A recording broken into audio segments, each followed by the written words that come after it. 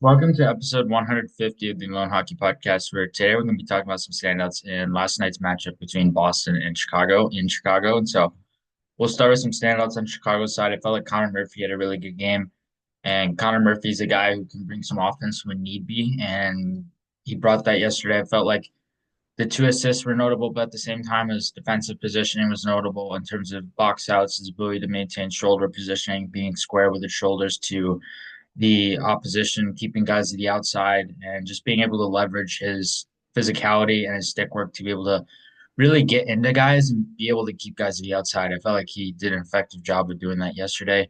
Jason Dickinson had a really good game. One goal for him in this game. It was a bouncer. It was like a pinball machine in terms of the goals because it bounced off two guys and went in the net. But Dickinson overall had a good game. I felt like he was a steady centerman, steady at controlling play in the middle of the ice, steady controlling the D zone and controlling the walls in the D zone and also controlling the middle, being able to leverage his positional play. He's not a standout offensive guy, but brings, again, a little bit of offense when necessary and when his team needs it. And Alex Vlasic, he had one goal in this game as well. I really liked his game in this game. I felt like offensively he was walking really well. He was incorporating that lateral movement, that lateral footwork, and the lateral agility to be able to really walk the line with power and authority. I feel like that's a really big standout quality when it comes to bigger defensemen is how they, especially when they use their skating in the correct way, they can really get on top of the ice and be able to use power in their skating and get a lot of range in their footwork to be able to leverage efficiency walking the blue line. So Vlasic was really good there. Of course, defensively, he's always really noticeable. He's really good at even strength defensively, really good at on the penalty kill defensively as well. And positionally, he's always aware. He's always maintaining his positional play. He's really disciplined with his stick work and how he positions the stick to really seal the walls and seal defenders off, and was really effective doing that yesterday and was really noticeable in doing that and was very effective. Boston side, of course, Brad Marchand, 2 goals, and then Morgan Geekie had 2 goals. And Morgan Geekie was notable off the rush. I felt like Marchand was a little bit more noticeable in terms of his goal scoring in zone offensively. And Marchand had a really good game. It was kind of funny how they had that TNT suspension thing with Marchand. He ended up scoring twice and getting 2 points. And that was just a funny situation, kind of cool for the game of hockey and something a little different. But in terms of Marchand's play, to the point where he was able to just manage the play really well on his stick, and his puck skill was noticeable. His playmaking was noticeable, but I noticed a lot of his off puck play even more, and that's really a testament to a really skilled player who brings that high end ability with the puck.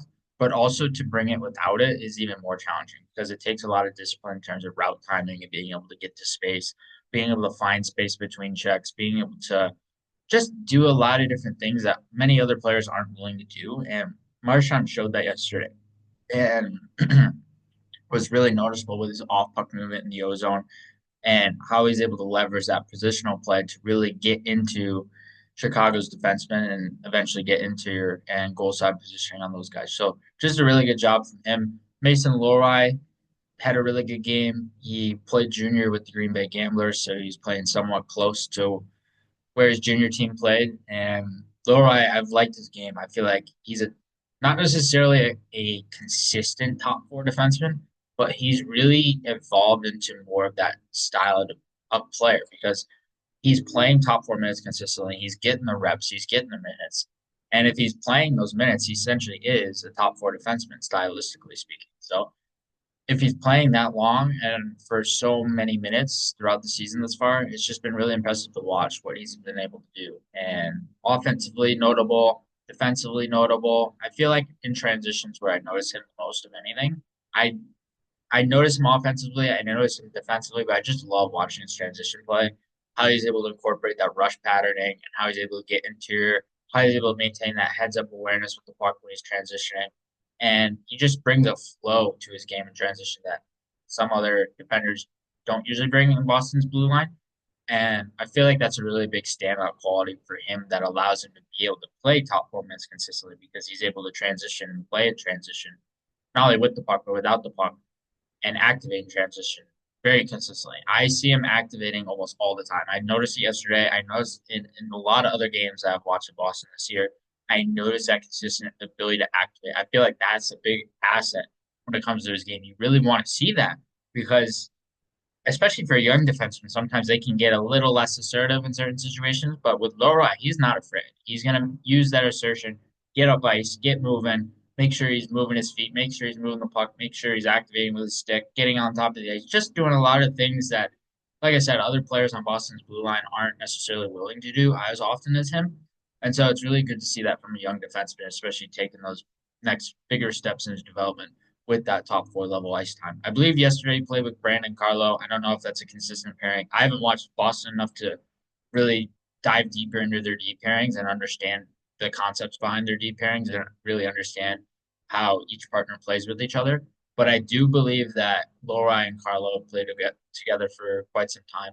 It's also a really effective pairing because you got Lori on one side, who's more of a two-way transitional offensive type guy, Carlo, who can be an offensive threat when necessary, but he's more of a stable puck mover. He likes the outlet, likes to keep plays flat on the ice. He likes to just play an old school style of passing game and an old school rugged style shutdown game. So I feel like those two really complement each other really well and have different things that complement each other's skill set. So I liked that pairing yesterday. I felt like it was noticeable as well. And then, of course, lastly, Justin Brazo. I really liked his game, actually. I'm really intrigued by him.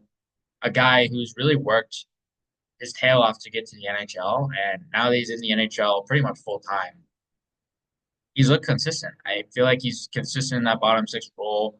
He's good as a checker. He's good as a power winger. I believe he's around 6'4". I could be wrong, but I believe he's above 6'3" in terms of height.